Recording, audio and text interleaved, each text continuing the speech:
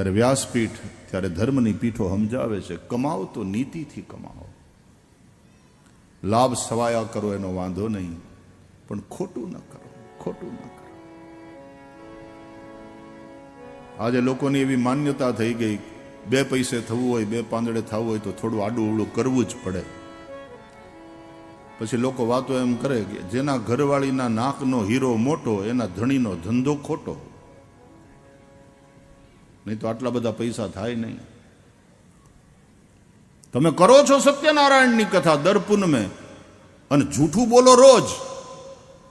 આ તમે જુઓ તો ખરા આપણા બેવડા ધોરણ. જૂઠું રોજ બોલવાનું, ડગલે ને પગલે બોલવાનું. સત્યનારાયણની અમે દર પૂનમે સત્યનારાયણની કથા કરીએ, ક્યાં મતલબ હે? રામાયણ કહે છે ધર્મ ન દૂસર સત્ય સમાના. સત્ય સમાન કોઈ ધર્મ નથી. સત્યને જ આપણે ઈશ્વર કહીએ છીએ. ઈશ્વર ही सत्य है, सत्य ही ईश्वर.